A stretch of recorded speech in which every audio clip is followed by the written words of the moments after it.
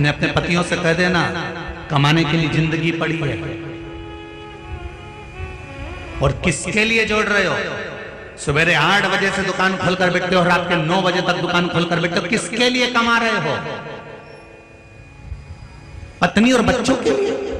जब अंतिम समय में प्राण छूटेंगे और ऊपर जाओगे, तब वो यम के दूत भी कहेंगे, दुकान पर बैठकर नौकरी में, सर्विस में झूठ तूने बोला, प्रपंच तूने बोला, गलत तूने बोला, छल तूने करा, कपट तूने करा, बेईमानी तूने करी, इसलिए तुझे नरक भोगना पड़ेगा। तो वो जीवात्मा कहती है मैंने तो अपनी पत्नी के लिए कमाया था, मैंने बच्चों को आगे बढ़ाने के लिए कमाया था, मैंने बच्चों के लिए करा था, इसलिए मैंने झूठ बोला था, इसलिए मैंने कपट करा था, तो मुझे नरक भेज रहे हो तो मेरी पत्नी और बच्चों को भी भेजो।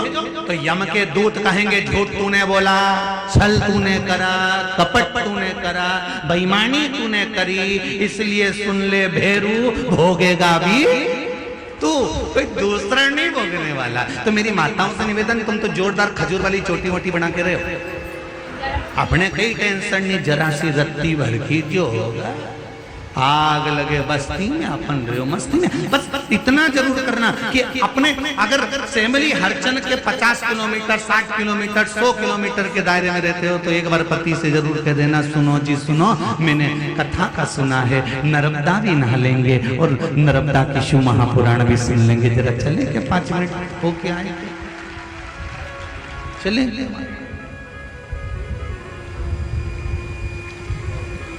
बैसाख महीने में जो नहीं आ पा रहे हैं उनसे भी निवेदन है, ये शिव महापुराण की कथा, नर्मदा जी और शंकर की कथा आपके दरवाजे तक आ रही, दिल से डुबकी लगाओ खूब ना, खूब। और कोई इससे बाँचने वाला कोई दूसरा नहीं, शिव शंकर है, करवाने वाला कोई दूसरा नहीं, शिव शंकर है, और सुनने वाला कोई दूसरा नहीं, शिव शंकर, कोई दूसरा। जो मैं कहते हैं ना कि मैं बाँच रहा हूं या मैं कर रहा हूं या मैं करवा रहा हूं, उनका मैं तो कहीं पर भी टूट सकता है। एक महाराज जी प्रवचन में कह रहे थे, मेरे मुंह से 7 दिन तक गंगा बहेगी, तुम सब डुबकी लगा। एक गांव का व्यक्ति दौड़ के अपने घर गया, पत्नी से जाकर कहा, सुन पिताजी की अस्थियां रखी थी कहाँ है?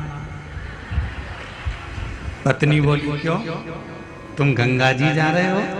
पति बोला फालतू की बात मत कर, गंगा जी जाने की जरूरत नहीं है, गंगा ही अपने गांव में आ गई है।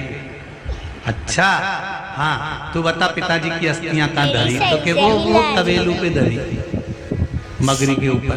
तो उन्होंने जो ऊपर कबीलू की अस्थि धरी थी उसको निकाली और सिलवट्टे पे उस पर चक्कू बुनी और चटनी बनाने का जम के, तो बोला क्या बोलते हैं उसको, सिलवट्टा, उसको वो लुड़िया से छीट रगड़ ली और रगड़ के और उसकी चटनी बना के उसे पीस के पुड़िया। तो पत्नी के इसको, तुम्हारे पिताजी की हड्डियों को पीस क्यों रहे हो? पति बोला तू फालतू की बात मत कर, जहां से गंगा निकल रही है वो छोटी सी जगह है, और पीस के पुड़िया बांध के कथा में बैठ गए। और कथा में बैठा, और जैसे ही महाराज जी ने फिर दूसरे दिन कहा, मेरे मुंह से 7 दिन तक गंगा बह रही है, ने तुम सब डुबकी लगा। इतने में तो खड़ा हो गया, रुको महाराज थोड़ा सा प्रसाद खा, और खड़े होके जो महाराज जी के दिया, महाराज जी ने वही व्यास पीठ पे लेके मुंडा में धरा, और मुंडा में धरते से दांत में जो चर्र बोला, और चर्र बोलते से तो महाराज जी ने पूछा क्या खवा दो, क्या खवाया?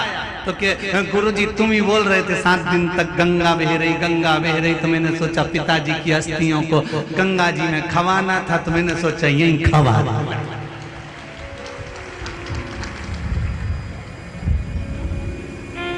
तो जहां मैं जुड़ा हुआ है, जहां पर अहंकार जुड़ा हुआ, वो अहंकार कभी भी समाप्त हो सकता।